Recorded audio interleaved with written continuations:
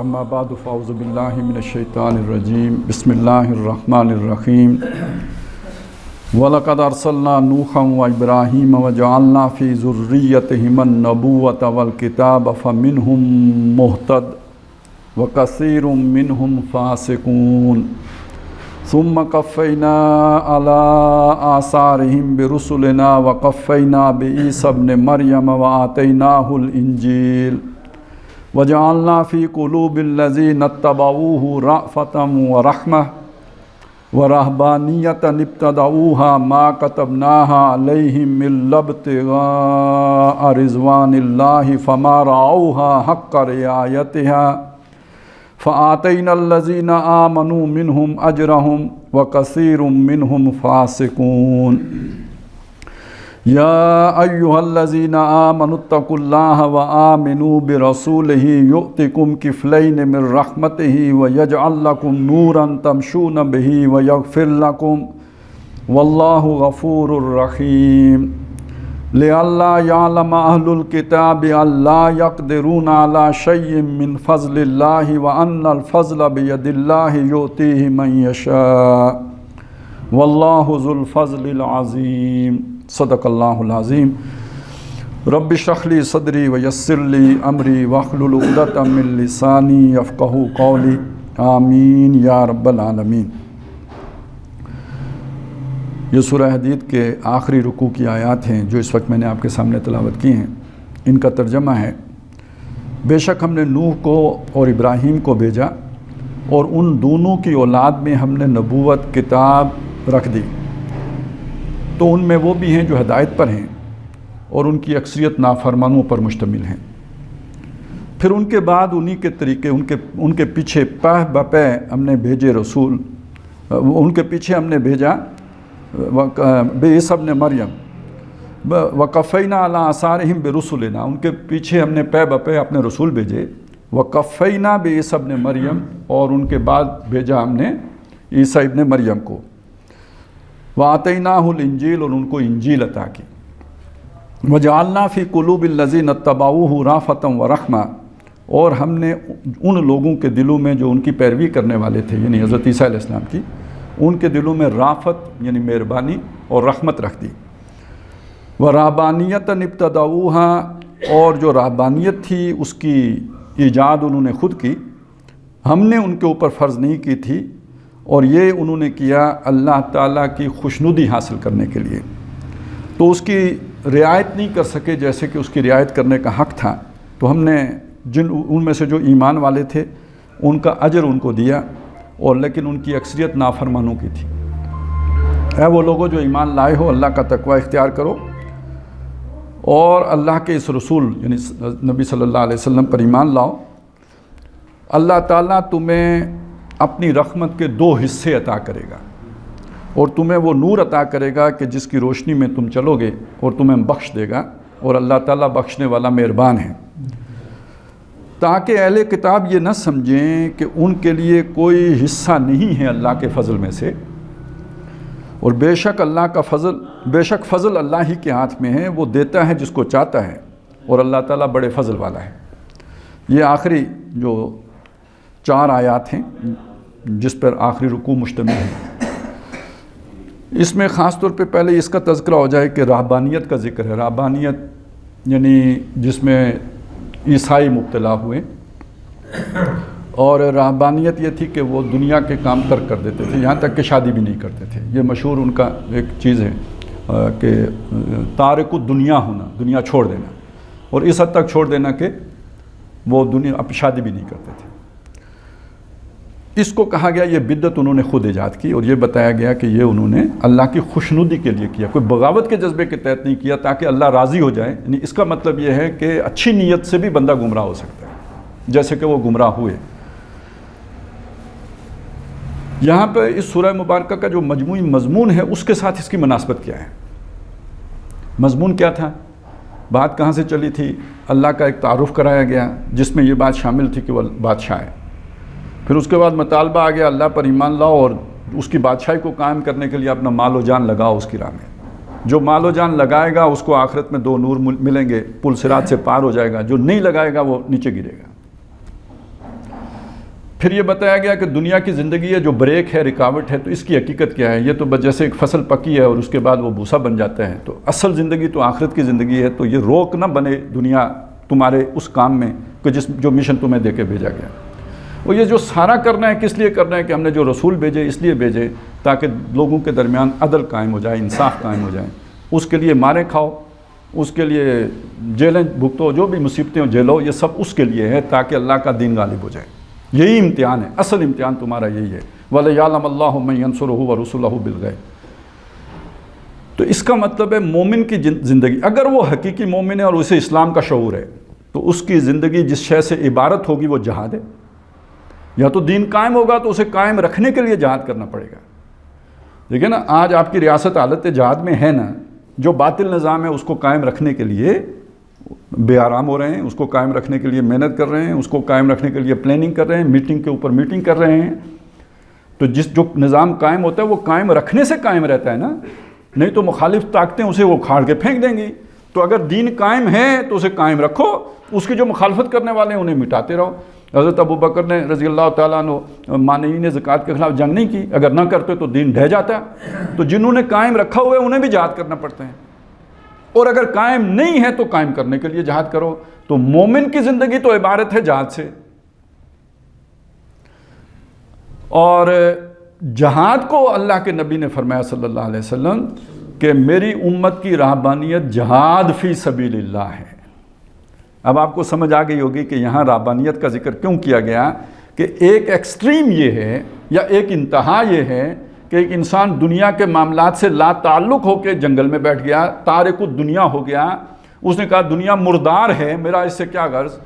اور جو مردار خور ہیں، کتے ہیں یا خنزیر ہیں، وہ اس کے پیچھے جاتے ہیں، اقتدار کے پیچھے اور ان چیزوں کے پیچھے۔ یہ تصور رہبانیت کا تصور ہے، یہ لا تعلقی کا تصور ہے، یہ فرار کا تصور ہے۔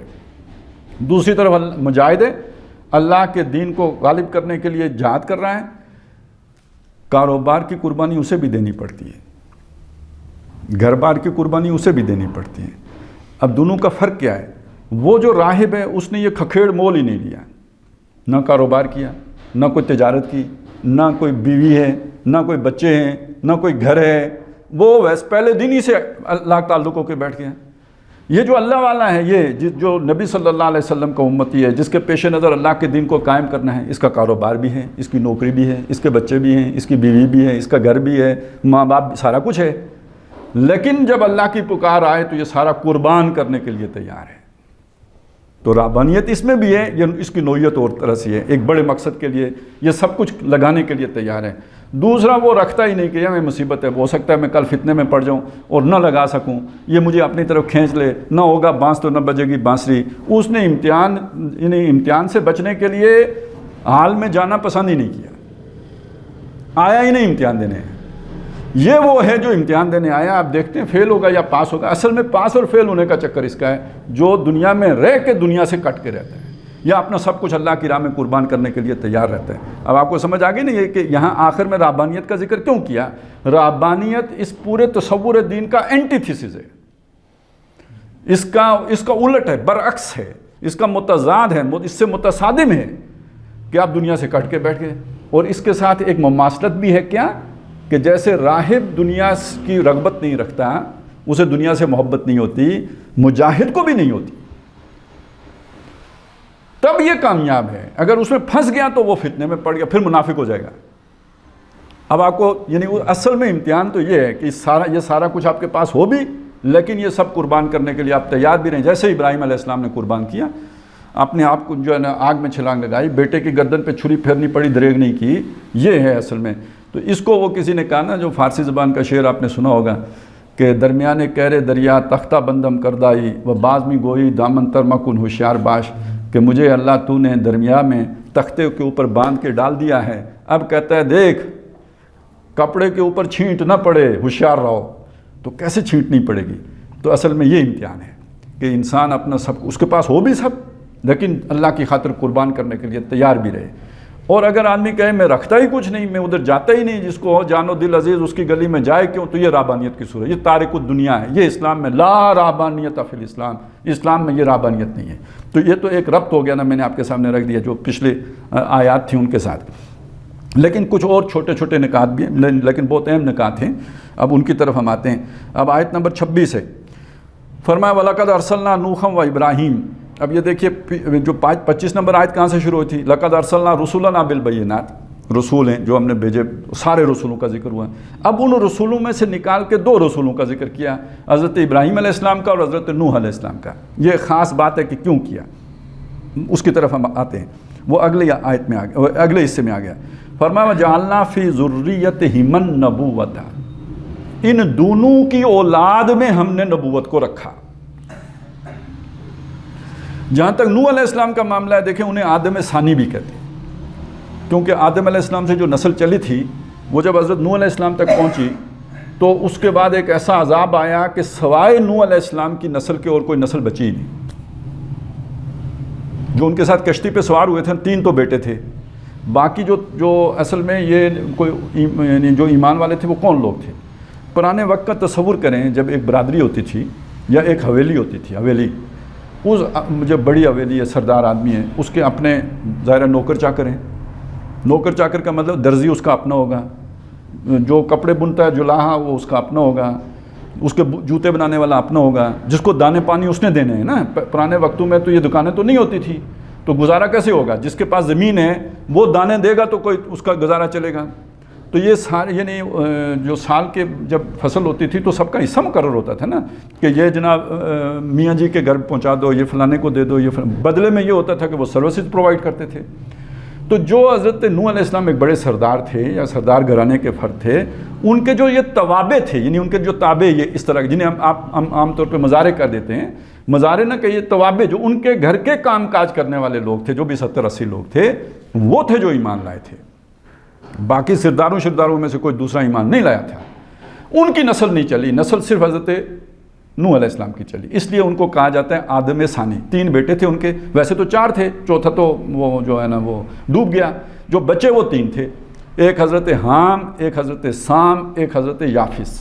اس وقت دنیا میں جتنی بھی آبادی ہے ان 3 آدمیوں کی آبادی ہے۔ یہ جو سامی ہے نا، ابراہیم علیہ السلام سامی النسل ہیں، یہ جن کا ذکر قرآن میں آتا ہے نا، حضرت ہود علیہ السلام قوم عاد، حضرت صالح علیہ السلام قوم سمود، حضرت ابراہیم علیہ السلام یہ جو نماردہ کا سلسلہ تھا۔ اسی طرح آگے آ جائیں تو یہ بنی اسرائیل سارے ابراہیم کی نسل سے ہیں، تو یہ اور پھر نبی صلی اللہ علیہ وسلم بھی ابراہیم علیہ السلام کی نسل، یہ ہیں حضرت سام کی اولاد ساری، یہ سامی النسل ہیں، سیمیٹک ریسز۔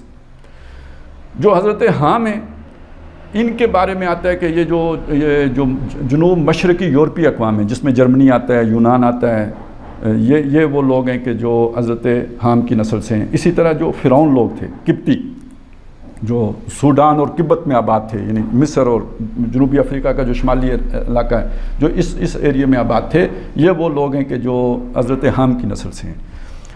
یہ بھی کہا جاتا ہے سندھ اور ہند کی جو لوگ ہیں، پرانا جو اصل میں یہ ہند تو بعد میں ہوا نا، پہلے سندھ و ہند کہلاتا تھا، تو سندھ و ہند میں جو قومیں آ کے آباد ہوئی بالکل شروع میں، تو وہ بھی حضرت حام کی نسل تھی۔ تو 2 ہو گئے، سام اور حام۔ تیسرے حضرت یافس تھے۔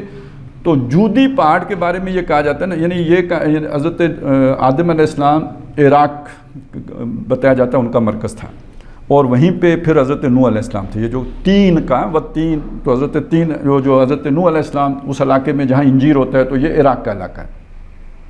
تو یہاں سے وہ کشتی جو ہے نا وہ آ کے کہتے ہیں جودی پہاڑ جو ہیں، یہ جو کوکیشین ماؤنٹینز ہیں، جو یہ ترکی اور روس اور ایران اور ان کے جو درمیان یہ جو سلسلہ بلیک سی تک چلا گیا ہے پہاڑوں کا، جس کی ٹاپ پہ پھر وہ خزارین ٹرائب رہتے تھے، جو اب یاجوج ماجوج ان کے بارے میں کہا جاتا ہے۔ خیر چلیں، وہ ایک علیحدہ ایشو ہے۔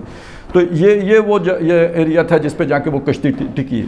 وہیں سے وہ نیچے اترے ہیں حضرت یافس کی جو اولاد ہے، ان کی اولاد میں تورات میں جو ہے نا ایک نام گوگ میگوگ کا بھی آتا ہے، یعنی ان کی نسل میں آگے جو تھی نا، جیسے وہ نہیں ہوتی پیڑھی، تو وہ ایک نسل میں وہ ان میں گوگ اور میگوگ بھی ہیں، اور وہ ان کو ہی یاجوج اور ماجوج کہا جاتا ہے، یعنی ان کی نسل میں پھر وہ یاجوج ماجوج بھی ہیں۔ اسی میں ایک نام ماسک بھی آتا ہے۔ خیال یہ ہے کہ یہ ماسک تھا جس نے ماسکو بنایا ہے، یعنی اس کے نام سے ماسکو بنا ہے۔ یہی پھر وہاں سے آگے گئے تو چائنا پہنچ گئے، اور پھر ادھر سے جو ہے نا یہ دوسری طرف جو خزارہ تھا، یعنی جو بلیک سی کے اوپر جو بڑا صحرا ہے، وہاں سے یہ نکل کے کوئی جرمنی پہنچے ہیں، یورپ میں داخل ہوئے ہیں، پھر یہ نارتھ میں چلے گئے ہیں، نارڈرک ریسز جتنی بھی ہیں یورپ میں، اور یہ جو اوپر جو ناروے شاروے ہے، اسکینڈینیوین کنٹریز ہیں، ادھر ہی سے یہ اصل میں پھر برطانیہ بھی آئے ہیں، یہ جو برطانوی ہیں یہی وہی ہیں، پھر برطانیہ سے نکل کے یہ امریکہ بھی پہنچے ہیں، جنوبی افریقہ بھی پہنچے ہیں، آسٹریلیا بھی پہنچے ہیں، اور نیوزی لینڈ بھی پہنچے ہیں۔ یہ ساری وہ نسل ہے جو گورے رنگ والی چٹے نیلی یا سبز آنکھوں والے کیا ہیں، بلیو آئیڈ، یہ وہ لوگ ہیں کہ جو حضرت یافس علیہ السلام کی نسل سے ہیں۔ انہی میں سمجھا جاتا ہے کہ یاجوج ماجوج بھی ہے۔ یہ وائٹ اینگلو سیکسن یہ اقوام جو ہیں یہ بھی اسی میں شامل ہے، اور چائنا بھی اسی میں شامل ہے، رشیا کی زیادہ تر نسلیں جو ہیں نا وہ انہی میں شامل ہیں جو حضرت یافس کی نسل ہے۔ تو اب آپ دیکھیے حضرت نوح علیہ السلام اندازاً آج سے کوئی 8000 سال پہلے کی شخصیت، یعنی 7 سے 8000 سال پہلے کی شخصیت ہے۔ تو اس کے بعد جو نسل چلی ہے، تو جو بھی نبی آیا، ظاہر ہے اور کوئی تو نسل ہے ہی نہیں، تو جو نبی آیا ان کی نسل میں آیا، وہ اس کا سلسلہ جا کے حضرت نوح علیہ السلام پہ پہنچے گا۔ وہ قوم یافس میں آیا ہو، قوم سام میں آیا ہو، اور یا قوم حام میں آیا ہو، وہ نوح علیہ السلام کی اولاد ہے۔ لیکن جب ابراہیم علیہ السلام آ گئے، یہ تقریباً آج سے 5000 سال پہلے کی شخصیت ہے ابراہیم علیہ السلام، 4.5 سے 5000 سال کا دورانیہ بنتا ہے جو حضرت ابراہیم علیہ السلام ہے۔ اور حضرت ابراہیم علیہ السلام کے بعد کا جو دور ہے اسے ہسٹوریکل ایرا کہا جاتا ہے۔ حضرت ابراہیم علیہ السلام سے جو پہلے کا دور ہے وہ پری ہسٹوریکل ایرا ہے، اس کی ہسٹری ہمیں نہیں معلوم، الہامی کتابوں میں جو ہسٹری آ گئی، باقی انسانی مرتب کردہ ہسٹری موجود نہیں ہے۔ لیکن ابراہیم علیہ السلام کے بعد کا جو دور ہے یہ تو انسانوں کی مرتب کردہ ہسٹری بھی موجود، تاریخ موجود ہے۔ تو یہ وہ دور ہے کہ جس میں اب نوح علیہ السلام کی کسی اور نسل میں نبی نہیں آیا، صرف ابراہیم علیہ السلام کی نسل میں نبی آئے۔ اور یہ جو ہے نا جو یہ کہا نا وَجَعَلْنَا فِي ذُرِّيَّتِهِمَا، وہ دو جو تھے ابراہیم اور نوح، ان دونوں کی ذریت میں ہم نے رکھ دیا نبوت کو۔ تو اس کا مطلب یہ ہے کہ ابراہیم علیہ السلام کے آنے کے بعد باقی سارے سلسلے بند ہو گئے، صرف ابراہیم علیہ السلام کی نسل میں وہ نبوت باقی رہی ہے۔ اب ابراہیم علیہ السلام کی 3 شاخیں ہیں، اصل میں 2 بہت معروف ہیں، تیسری عام طور پہ لوگوں کو پتہ ہی نہیں ہے۔ ایک تو ہے نا بنی اسحاق، جن میں سے بنی اسرائیل بھی ہیں، یعنی ایک بیٹے ان کے حضرت اسحاق تھے، وہ چھوٹے تھے، اسماعیل بڑے تھے، تو جو اسحاق ہیں ان کے بیٹے ہیں حضرت یعقوب، اور حضرت یعقوب کا لقب ہے اسرائیل۔ اسرائیل، اسر کہتے ہیں قیدی کو، ایل اللہ کے لیے استعمال ہوتا ہے عبرانی میں، تو یہ عبداللہ سمجھ لیں، اسرائیل کا مطلب یہ ہے۔ ان کے 12 بیٹے تھے، یہ بنی اسرائیل ہو گئے۔ ان بیٹوں کی جو اولاد ہے، وہ جو سورہ یوسف میں سارا قصہ آپ پڑھتے ہیں تو وہ بنی اسرائیل کہلائے، وہ یعقوب کی اولاد جو تھی۔ اسرائیل یعقوب کا لقب ہے۔ اب یہ جو یعقوب علیہ السلام، پھر ان کے بیٹے یوسف علیہ السلام، اس کے بعد ایک تھوڑا عرصہ منقطع رہا سلسلہ، تو پھر موسیٰ علیہ السلام آ گئے۔ موسیٰ علیہ السلام کے بھائی ہیں حضرت ہارون علیہ السلام، 2 نبی، یہاں سے سلسلہ چلا ہے۔ آخری جو ان کے نبی ہیں وہ حضرت عیسیٰ علیہ السلام ہیں، اور جب عیسیٰ علیہ السلام آئے ہیں تو اس وقت یحییٰ علیہ السلام بھی موجود ہیں، مصدقا بکلمات من اللہ وسیدا وحصورا ونبیا من الصالحین، حضرت یحییٰ علیہ السلام۔ تو وہ جس کلمے کا انہوں نے تصدیق کرنی تھی وہ حضرت عیسیٰ علیہ السلام ہیں، تو گویا ایک وقت میں دونوں موجود تھے۔ تو موسیٰ علیہ السلام اور ہارون علیہ السلام دونوں موجود ایک وقت میں، بھائی، اور ادھر حضرت یحییٰ علیہ السلام اور حضرت عیسیٰ علیہ السلام دونوں موجود۔ درمیان میں وقت کتنا ہے؟ 1400 سال کا ہے۔ ان 1400 سالوں میں ان کے درمیان حدیث کے مطابق، نبی صلی اللہ علیہ وسلم کے فرمان کے مطابق، کبھی کوئی ایسا وقت نہیں گزرا کہ جس میں وہ سلسلہ منقطع ہوا ہو، ہر وقت نبی موجود رہا ہے۔ الفاظ حدیث کے کانت بنو اسرائیل تسوسہم الانبیاء، بنی اسرائیل کی سیاست، اور سیاست کا مطلب یہ ہماری والی سیاست نہیں ہے، سیاست عربی زبان کا لفظ ہے، یہ اس کا مطلب ہوتا ہے تربیت دینا کسی کو، اس کے جو ہے نا جس پوٹینشیل پہ وہ پیدا ہوا ہے اس پوٹینشیل تک اسے پہنچانا، نشو و نما دے کے، تربیت دے کے، اس رخ پہ لے کے چل کے تو اسے اس جگہ تک پہنچانا جہاں تک وہ پہنچ سکتا ہے۔ یعنی جیسے آپ نے فصل بوئی تو پھر اس کا رکھوالی کر کے اس کو اس سطح تک لانا جو پھل دے سکے۔ اخروٹ کا درخت لگایا تو پورا بڑا ہو کے پھل دینا شروع کر دے، یہ پوٹینشیل ہے اس کا۔ تو اس کو سمجھ لیجئے کہ نبی کا کام یہ ہوتا تھا۔ یہ آپ نے ایک لفظ سنا ہوگا سائز، اب تو خیر اردو بھی کوئی نہیں پڑھتا، لکھ میں اتنی غلطیاں ہوتی ہیں، اچھے بڑے لوگوں کی اردو میں املا کی غلطیاں ہوتی ہیں، لیکن خیر چلیں، سائز کا لفظ جو ہے یہ بھی سیاستی سے بنا ہے، لیکن سائز کسے کہتے ہیں؟ گھوڑے کے ٹرینر کو، جو گھوڑے کو ٹریننگ دیتا ہے اس کو سائز کہتے ہیں۔ تو گویا سیاست انسانوں کی ٹریننگ کا نام ہے، سائز گھوڑے کو ٹریننگ دینے والا اور سیاست انسانوں کو ٹریننگ دینے والے۔ یہ کون تھے؟ یہ نبی تھے۔ کانت بنو اسرائیل تسوسهم الانبیاء کلما ہلاک نبی، جب ایک نبی وفات پاتے تھے، خلفہ النبی، اس کی جانشینی دوسرا نبی کرتا تھا۔ یہ 1400 سال کی تاریخ ہے، یہ سلسلہ منقطع نہیں ہوا۔ عیسیٰ علیہ السلام کے بعد کوئی نبی بنی اسرائیل میں نہیں آیا۔ ادھر حضرت اسماعیل علیہ السلام بھی نبی تھے، ابراہیم علیہ السلام کے بیٹے ہیں حضرت اسماعیل، وہ نبی تھے، رسول النبی، رسول نبی تھے۔ اور اس کے بعد پھر یہ کہ ان کی نسل میں کوئی اور نبی نہیں آیا، آخری جو ہیں وہ محمد الرسول اللہ ہیں جو ان کی نسل میں سے ہیں۔ تو یہ بنی اسماعیل میں یہ 2 ہو گئے، ادھر بنی اسرائیل میں سینکڑوں ہیں۔ ایک تیسری نسل ہے جن میں شعیب علیہ السلام آتے ہیں، یہ بنی قطورہ کہلاتے ہیں، اور ان میں اور کوئی آیا ہو ہمیں نہیں معلوم، لیکن جو معلوم ہے وہ حضرت شعیب علیہ السلام ہے۔ حضرت شعیب علیہ السلام بھی حضرت ابراہیم علیہ السلام کی نسل سے ہیں۔ تو اب اگر آپ دیکھیں نا تو ترتیب کیا بنی؟ آدم علیہ السلام، ان کے بعد ادریس علیہ السلام اور شیس علیہ السلام، یہ دونوں وہ ہیں کہ جو حضرت نوح علیہ السلام سے پہلے ہیں۔ حضرت ادریس علیہ السلام کا ذکر قرآن مجید میں ہے، سورہ مریم میں ہے۔ شیس علیہ السلام کا حدیث میں ذکر ہے، قرآن میں ذکر نہیں ہے۔ تو بیچ میں اگر کوئی اور آئے تو ہمیں معلوم نہیں ہے، یہ 2 تو ہمیں معلوم ہے۔ اس کے بعد حضرت نوح علیہ السلام ہے۔ نوح علیہ السلام کے 3 بیٹے ہیں، جو کوئی اگر یافس میں جو نبی آئے ہیں ان کا ذکر قرآن میں نہیں، حدیث میں نہیں، ہمیں کوئی پتہ نہیں۔ حام علیہ السلام کی نسل میں جو نبی آئے ہیں، رسول آئے ہیں، کوئی پتہ نہیں، اور آئے ہوں گے، ضرور آئیں گے۔ وہ تو قرآن کہتا ہے کوئی بستی نہیں ہے جس میں ہم نے کوئی نذیر نہ بھیجا ہو، خبردار کرنے والا نہ بھیجا ہو، تو آئے ضرور ہوں گے۔ مختلف جگہوں پہ، ہندوستان میں بھی آئے ہوں گے، سندھ میں بھی آئے ہوں گے، جو بستیاں ہلاک ہوئی، برباد ہوئی، وہاں پہ رسول آئے تو اس کے بعد یہ ہوا۔ چائنا میں بھی آئے ہوں گے، یہ ہم ویسے مانتے ہیں۔ ابراہیم علیہ السلام کے بعد کہیں نہیں آئے، وہ تو پھر یہی ہے نا جو معلوم ہے۔ تو اب نوح علیہ السلام کے بعد جو ہمیں معلوم ہے وہ ہیں جو حضرت سام کی نسل میں چلے۔ تو نوح علیہ السلام کے بعد جو بڑے رسول ہیں وہ حضرت ہود علیہ السلام ہیں، وہ تقریباً ان سے 1000 سال بعد ہیں۔ اور حضرت ہود علیہ السلام کے بعد جو رسول آئے ہیں بڑے، وہ حضرت صالح علیہ السلام ہیں جو قوم سمود میں آئے ہیں، وہ بھی تقریباً ان سے 1000 سال کے بعد ہی کا زمانہ ہے۔ ان کے بعد ابراہیم علیہ السلام ہے۔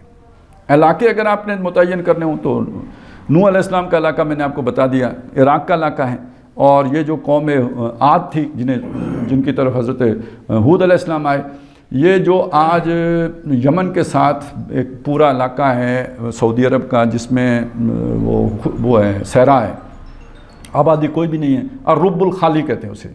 تو وہ بہت باریک ریت ہے، اس میں پاؤں دھنستا ہے، وہ ادھر کوئی وہ جو ہے نا آبادی ممکن نہیں ہے۔ یہ قوم عاد کا علاقہ تھا۔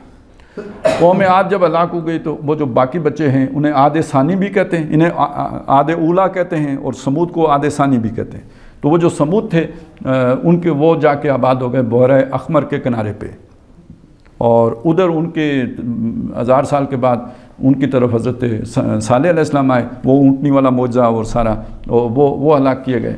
پھر یہ ہے کہ حضرت ابراہیم علیہ السلام ہیں، وہ تو بہت معروف ہیں۔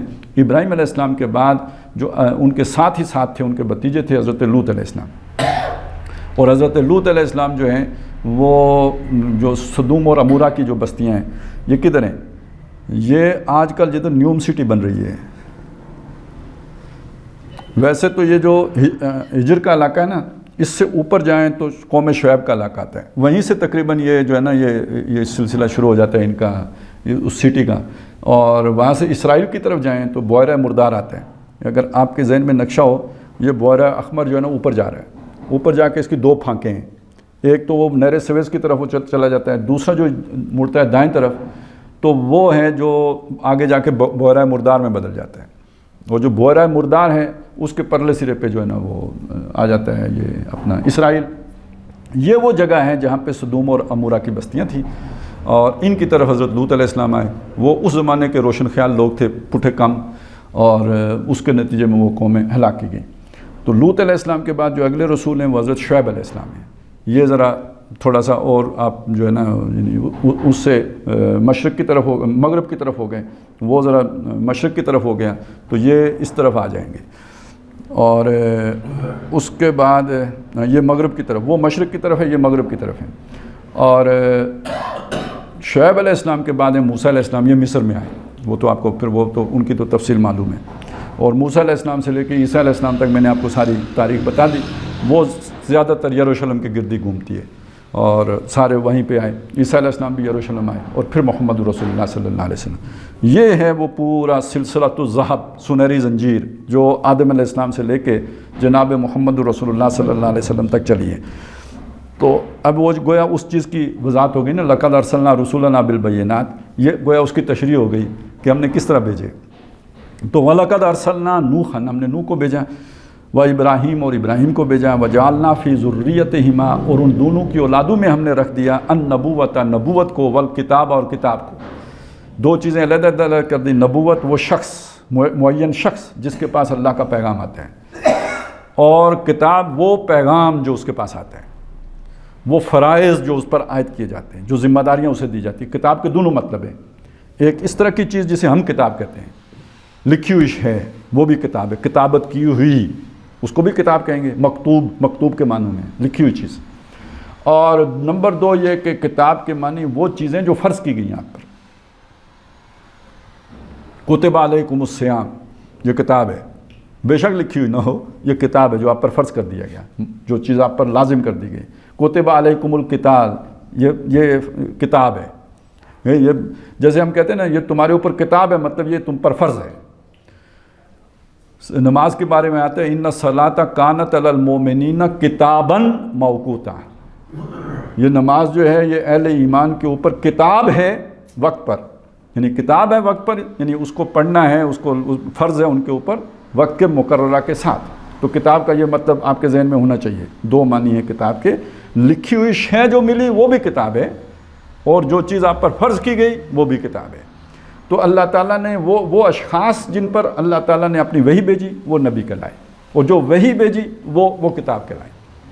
تو ہم نے نبی معین کیے، ان کے پاس اپنا پیغام بھیجا۔ فَمِنْهُمْ مُهْتَدٍ، اب وہ جو نسلیں ہیں جن میں وہ نبی آئے ہیں ان میں وہ بھی ہیں جو ہدایت یافتہ ہیں، مہتد، جن کو ہدایت ملی ہوئی ہے، جو ہدایت پر چلتے ہیں۔ اب دیکھیے یہ کتنی نسلیں ہو گئی نا، وہ بنو قطورہ کا تو ہمیں اتنا نہیں پتہ، لیکن یہ والی جو نسل ہے، اچھا یہ بنی اسرائیل کے حوالے سے بھی ایک بات جان لیجئے، یہ ایک بڑا ٹیڑھا مسئلہ ہے، وہ میں بتانے لگا تھا بھول گیا ہوں۔ اسحاق علیہ السلام کے بیٹے ہیں یعقوب علیہ السلام۔ یعقوب علیہ السلام کا کوئی بھائی بھی تھا؟ جی تھا، ان کی نسل کا کوئی نہیں پتہ۔ اصل میں یہ بنی اسرائیل تو بہت وہ تھے نا، سیانے کہہ لیجئے یا شرارتی کہہ لیجئے، جو بھی آپ اس کو مطلب دیں، تو انہوں نے ان کی تاریخ ہی گم کر دیا۔ وہ کوئی ہماری طرح کے سادے لوگ ہوں گے تو ان کی تاریخ ملتی ہی نہیں، وہ گئے کدھر۔ میں نے اس لیے کہا نا ہمارا بھی پتہ نہیں، لوگ اگر نہ مرتب کرتے تو ہمیں کہاں کہانی کا پتہ تھا۔ یہ بڑے قوموں کا یہ بڑا مسئلہ ہوتا ہے کہ انہیں اپنی تاریخ کی غرض ہی نہیں ہوتی، وہ کہنا ہم جی ویسے ہی انہیں پتہ ہے ہم کیا چیزیں، تو کوئی یاد رکھے یا نہ رکھے اس سے کیا فرق پڑتا ہے۔ تو یہ ہمیں اسی لیے اپنی تاریخ کا، وہ لوگوں نے کتابیں لکھی ہیں، ہمارے کسی کو کوئی پرواہ نہیں ہے۔ ابھی کچھ تھوڑا کچھ، اچھا تو جو کچھ لکھا ہے تو وہ تو نہ لکھتے تو بہتر تھا، تو لیکن یہ کہ چلیں کوئی شوق تو ہوا کچھ۔ تو اسی طرح وہ جو ان کا نام آتا ہے عیس یا عیسو، دو نام ہیں، وہ تھے حضرت اسحاق علیہ السلام کے بیٹے، اور یہ بھی ہے کہ وہ دونوں جڑواں ہیں، حضرت یعقوب علیہ السلام اور حضرت عیس جو ہیں یہ جڑواں بھائی ہیں، اور وہ پہلے پیدا ہوئے۔ اور یہ تو جو الفاظ ہیں نا وہ تو یہ ہیں کہ حضرت یعقوب عیس کی ایڑیاں پکڑے ہوئے پیدا ہوئے، یعنی یک کے بعد دیگرے ہوئے تو گویا ان کی ایڑیاں پکڑے ہوئے پیدا ہوئے۔ اور ان کا یہ یعقوب کب سے ہے نا، پیچھے آنے والا، تو یہ نام ہی ان کا یعقوب اس لیے پڑا ہے۔ اور وہ جو حضرت عیسیٰ علیہ السلام، حضرت جو عیس تھے یا یسوع تھے، ان کی نسل کا کوئی نہیں پتہ۔ خیال یہ ہے کہ ان کی جو نسل ہے وہ آ کے یہ جو بلکان ہے نا، یہ بلکان یعنی یہ یونان کے ساتھ جو ریاستیں ہیں جو جن کے اندر یہ توڑ پھوڑ ہوئی تھی، یوگوسلاویا اور یہ وہ، تو یہ جو علاقے ہیں، بلکہ یہ بوسنیا وغیرہ بھی اسی میں آتا ہے، یہ جو علاقے ہیں اس علاقے میں آ کے وہ پیدا ہوئے، جو آباد ہوئے۔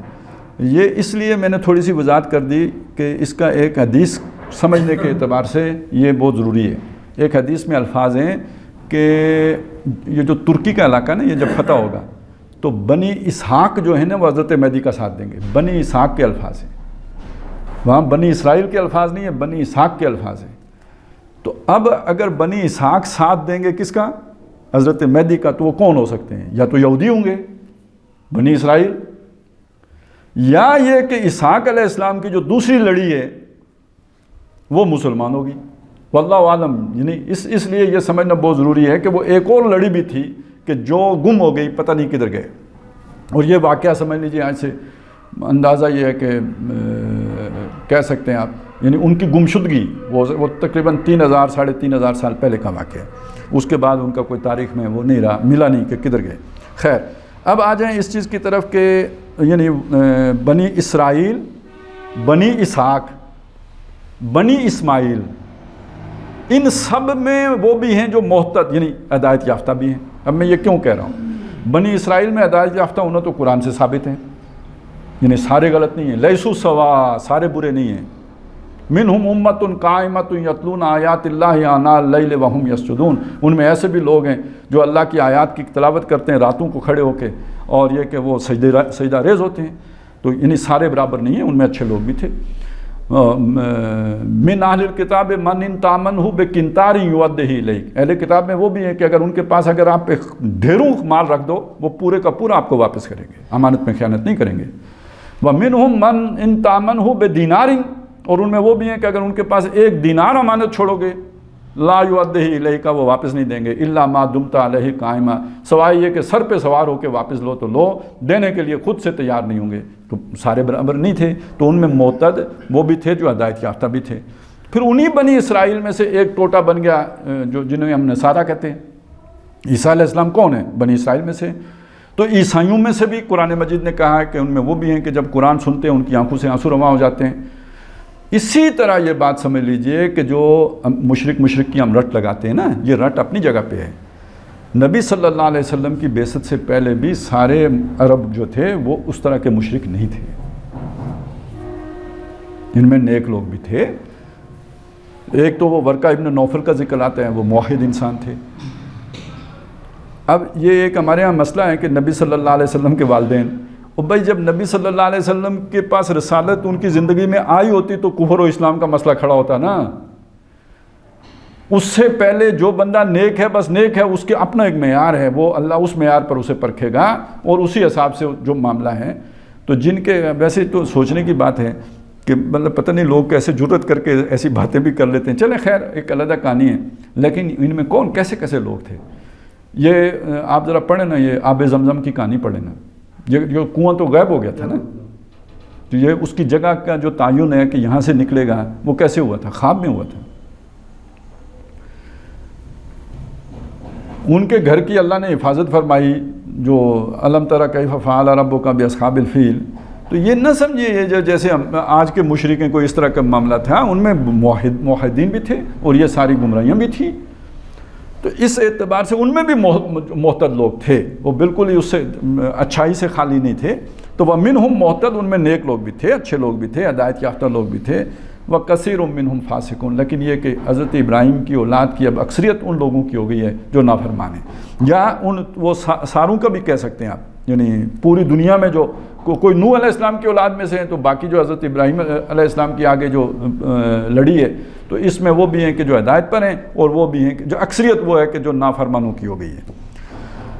اب آپ اسے یوں بھی دیکھ لینا کہ ہماری امت بھی نبی صلی اللہ علیہ وسلم کے دور میں اکثریت وہ تھی جو نیکوں کی تھی، آٹے میں نمک کے برابر ایسے ہو سکتے ہیں کہ جو منافقین تھے۔ آج ریورس ہے معاملہ، آج اکثریت ہماری کا معاملہ یہ ہے کہ نافرمانوں کی ہے۔ دانہ دانہ کہیں ٹاواں ٹاواں ملیں گے وہ کہ جو نیک ہوں گے، جن میں خلوص ہوگا، اخلاص ہوگا۔ تو یہ یوں ہی ہوتا ہے جب مدت بیت جاتی ہے، حتیٰ طال علیہم الامد، اسی میں ہم نے پڑھا تھا، یہاں تک کہ ان پر مدت دراز بیت گئی تو اس کا نتیجہ یہ نکلا وَكَثِيرٌ مِّنْهُمْ فَاسِقُونَ، اکثریت نافرمانوں کی ہو گئی۔ تو یہ چونکہ ہم پر بھی اب 1500 سال بیت گیا ہے تو ہمارے اندر بھی وہ چیز آ گئی۔ تو فَمِنْهُمْ مُحْتَدٌ وَكَثِيرٌ مِّنْهُمْ فَاسِقُونَ ثُمَّ قَفَّيْنَا عَلَىٰ آثَارِهِمْ بِرُسُلِنَا، پھر ہم نے ان دونوں کے، یعنی وہ جو ابراہیم علیہ السلام کی اور نوح علیہ السلام کی نسل میں تھے، اس کے بعد ہم نے رسول بھیجے پا پہ ان کے آثار پر، ان کے نقش پا کی پیروی کرتے ہوئے، انہی کے طریقے پر۔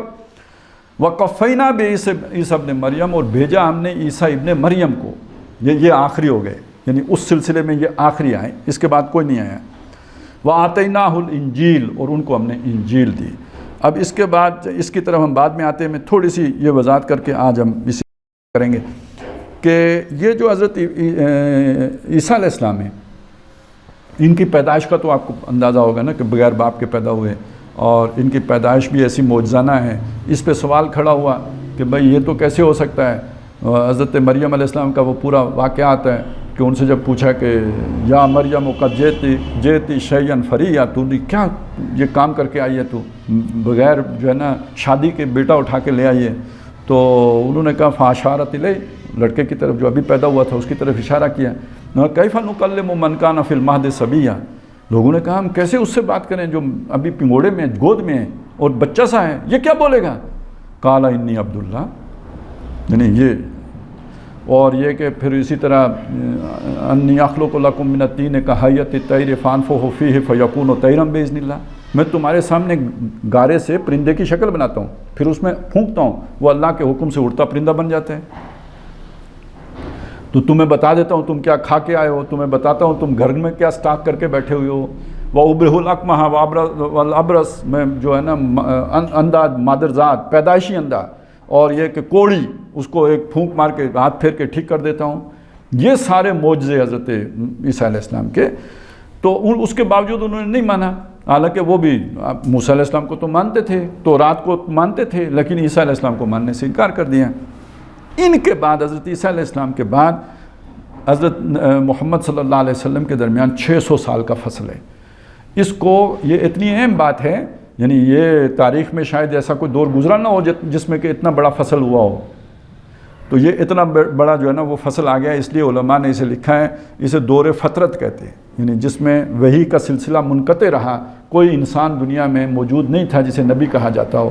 یہ اس کے بعد محمد رسول اللہ صلی اللہ علیہ وسلم کی بعثت ہوئی ہے۔ یہ پچھلے سارے نبی اور نبی صلی اللہ علیہ وسلم کی بعثت، حضور کی شخصیت، اس کا ایک فرق ہے۔ میں چاہتا ہوں قرآن مجید سورہ مدثر کے ایک مقام کے حوالے سے آپ کے سامنے واضح کر دوں، چونکہ ہمارے ہاں یہ فضیلت کی بات ہوتی ہے۔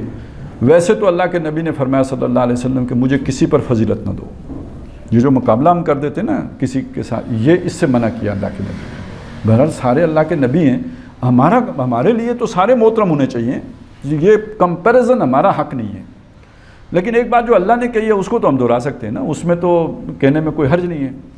تو سورہ مدثر میں ایک اشارہ کیا گیا ہے، کلا والقمر واللیل اذ ادبر والصبح اذا اسفر انہا لاحدی الکبر۔ پہلے میں صرف ترجمہ کرتا ہوں، اس سے ذرا آپ کو اندازہ ہوگا۔ کلا نہیں مطلب جو لوگ باتیں کر رہے ہیں جس طرح کی بحث ہے، تو جو تم کہہ رہے ہو تمہارا موقف ٹھیک نہیں ہے، نہیں، وہ جیسے ہم کہتے ہیں نا کوئی کسی نے بات کی نہ، پھر اس کے بعد اپنی بات کرتے ہیں، تو کلا کا یہ مطلب، کلا یعنی جو لوگ کہہ رہے ہیں یوں نہیں ہے۔ والقمر، قسم ہے چاند کی، واللیل اذ ادبر، اور قسم ہے رات کی جب وہ پیٹھ موڑے، دبر کہتے ہیں پیٹھ مطلب بیک سائڈ، اور یہ کہ جب وہ یعنی پیٹھ موڑ کے، موڑنے کا مطلب یہ کہ صبح سحری قریب آ گئی ہے۔ والصبح اذا اسفر، اور جب صبح روشن ہو جائے، اسفر روشنی پھیل جائے اس کی۔ اچھا یہ اسفر اسے سفر بھی ہے، اسی سے صفر کتاب بھی ہے، سین والی صفر، وہ سواد والا صفر نہیں، سین والا۔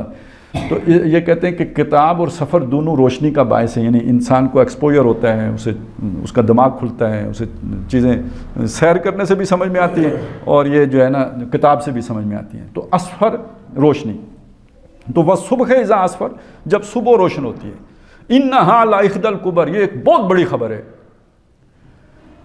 اب آپ دوبارہ ترجمے پہ، یہ روشنی چاند کی، رات منہ موڑ رہی ہے، صبح روشن ہو رہی ہے، بہت بڑی خبر ہے۔ تو اگر آپ ظاہری الفاظ پہ جائیں تو اس میں کیا بڑی خبر ہے؟ سب کو پتہ ہے کہ نہیں پتہ کہ رات جو ہوتی ہے چاند ہوتا ہے، پھر صبح ہوتی ہے تو روشن ہوتی ہے، تو اس میں بڑی خبر کیا ہے؟ آپ مومن ہوں نہ ہوں، کافر کو بھی پتہ ہے کہ یوں ہی ہے، تو بڑی خبر تو نہیں ہوئی۔ تو اس کا مطلب ہے جو ظاہری الفاظ ہیں معنی وہ نہیں ہے، معنی کوئی اور ہے۔ جو بڑی خبر ہے وہ معنی کیا ہے؟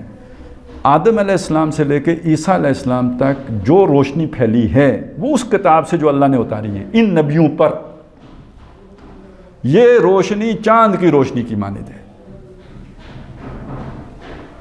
کلا یعنی تم گمراہی میں پڑے ہو، اپنی عقل کے گھوڑے دوڑا رہے ہو، ہم نے تو ایک روشنی بھیجی ہے، آسمان سے آئی ہے، علم لدنی آیا ہے، وہ چاند کی روشنی کی مانند، اس اندھیرے میں وہ چاند ایک روشنی تھی۔ اس کے بعد جو دور فطرت ہے یہ رات ہے، واللیل یہ رات ہے، اذ ادبر لیکن اب یہ جانے والی ہے۔ آگے کیا ہے؟ والصبح اذا اسفر، اب رات نہیں رہے گی، اب چاند نہیں آئے گا، اب سراج منیر آئے گا۔ تو محمد رسول اللہ صلی اللہ علیہ وسلم کی یہ حیثیت۔ اب آپ کو سمجھ آیا انہا لا احدی الکبر، یہ بہت بڑی خبر ہے، تو یہ خبر تو بڑی ہو گئی نا، اب سمجھ آیا نا یہ بڑی خبر ہے۔ چلیں یہاں تک بات پہنچی تو آگے بھی چلاتے ہیں۔ سورہ انشقاق، اس میں ایک اور بات کہی گئی ہے، چلیں میں پہلے وہ اس کا ترجمہ آپ کو سنا دیتا ہوں۔ فرمایا فلا اقسم بالشفق واللیل وما وسق والقمر اذا اتسق لترکبن طبقا عن طبق، فلا تو نہیں، یہ بھی وہی جیسے کلا تھا، یہاں بھی وہی، جو تم سمجھتے ہو یوں نہیں ہے۔ اقسم بالشفق، میں شفق کی قسم کھاتا ہوں۔ شفق کیا ہوتا ہے؟ جب سورج ابھی طلوع نہ ہوا ہو یا غروب ہو چکا ہو، تو غروب ہونے سے کے بعد یا طلوع ہونے سے پہلے جو وہ سرخ سی روشنی ہوتی ہے آسمان کے افق کے اوپر، وہ شفق ہے۔ گویا سورج موجود نہیں ہے، سورج اوٹ میں جا چکا ہے یا ابھی آیا نہیں ہے، تو جو روشنی اس کے پہلے یا اس کے بعد رہ گئی، یہ ہے شفق۔ شفق اگر اگلے جملہ کیا آ گیا؟ واللیل وما وسق، اس کا مطلب یہ شام کی شفق کی بات ہو رہی ہے، کیونکہ اس کے بعد رات کا ذکر آ گیا، تو صبح کی شفق کی بات نہیں ہو رہی، شام کی شفق کی بات ہو رہی۔ اس کے بعد اندھیرا گٹا ٹوپ، اندھیرا ہو گیا، اور اندھیرے کے بعد اب فرض کریں 14ویں کا چاند آیا ہے، تو وہ تو تقریباً 10-11 بجے آئے گا نا۔ والقمر اذا اتسق، اور قسم ہے چاند کی جب وہ پورا ہو جائے، وہ 14ویں کا ہو جائے۔ لترکبن طبقا عن طبق، ہم تمہیں اٹھائیں گے درجہ بدرجہ۔ میں اس سے ایک چیز آپ کے سامنے رکھتا ہوں، یہ پیشن گوئی ہے قیامت سے پہلے دوبارہ دنیا میں اسلام کی چاندنی پھیلنے کی، لیکن یہ درجہ بدرجہ ہوگا۔ نبی صلی اللہ علیہ وسلم سراج منیر، آپ جب چلے گئے تو شفق، یہ 1000 سال شفق رہی ہے۔ اس کے بعد وہ جب یورپی اقوام آ گئی ہیں نا اور انہوں نے قبضے کر لیے، تو پھر وہ رات ہو گئی، وہ رات ہو گئی، اور ایسی رات ہو گئی کہ اگر کسی نے ایمان بچایا بھی تو غار میں جا کے بچایا نا۔ یہ جو مدرسے بن گئے تو گویا غاریں بن گئی نا، اصحاب کہف کی سنت زندہ کر کے ایمان بچایا۔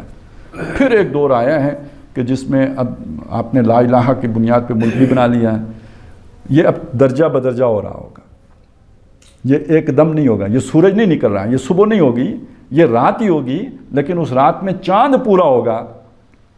یہ جو حضرت مسیح علیہ السلام دوبارہ آئیں گے، حضرت مہدی آئیں گے، تو یہ گویا وہ چاند پورا ہو جائے گا، لیکن یہ درجہ بدرجہ ہوگا، لترکبن طبقا عن طبق ہوگا۔ تو یہ میں نے چاہا کہ ایک آدم علیہ السلام سے لے کے جو قیامت تک کا ایک نقشہ ہے نا، وہ قرآن مجید کی چند آیات کے حوالے سے ہمارے سامنے آ جائے کہ یہ ایک سلسلہ ہے روشنی کا، ہدایت کا، نور کا، اللہ کی طرف سے رہنمائی کا، تعلیم کا۔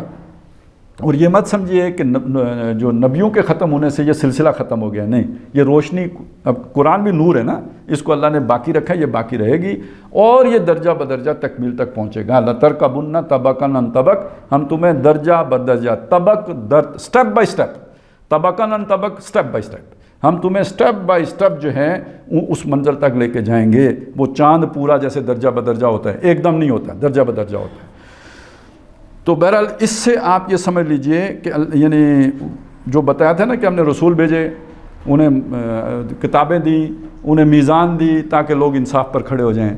اس کے بعد رات آنے کا مطلب ظلم کا نظام آ جائے گا، ظلم اور ظلمت، رات کی ظلمت، بلکہ رات کی ظلمت اشتہارہ ہے ظلم کا، بتا رہی ہے ظلمت شب کے صبح نزدیک آ رہی ہے، تو یہ تو یعنی تمہارا ظلم بتا رہا ہے کہ اب صبح یعنی عدل کا وقت نزدیک آ گیا ہے، تو یہ تو استعارہ ہے اس کا۔ تو یہ اب آپ سمجھ لیجئے کہ لوگ انصاف پر قائم ہو جائیں، پھر آپ کے بعد ظلم ہو جائے گا۔ حضور نے کہا کاٹ کھانے والی بادشاہت آ جائے گی، لیکن یہ کہ کچھ روشنی بھی رہے گی۔ کرتے کرتے رات ہو گئی، بالکل ہی رات ہو گئی کہ وہ غیروں کا نظام مسلط ہو گیا، ملکن جبریہ ہو گیا۔ لیکن یہ رات دائمی نہیں ہوگی، سرمدی نہیں ہوگی، یہ بھی ختم ہوگی، اور اب روشنی آئے گی، وہ چاندنی والی روشنی ہوگی، سراج منیر تو نہیں ہوگا، چاندنی والی روشنی ہوگی۔ تو یہ یہاں تک ہم پہنچیں کہ ہم نے ثم قفینا علی آثارہم برسلنا وقفینا بعیسی ابن مریم وآتیناہ الانجیل، ان کو ہم نے انجیل عطا کی۔ آگے وہ رہبانیت والا مضمون ہے، بلکہ وہ رافت و رحمت والا، یہ پھر ہم انشاءاللہ تعالی اس پر آئندہ نشست میں بات کر لیں گے۔ بارک اللہ لی و لکم فی القرآن العظیم ونفعنی و ایاکم بالآیات والذکر الحکیم۔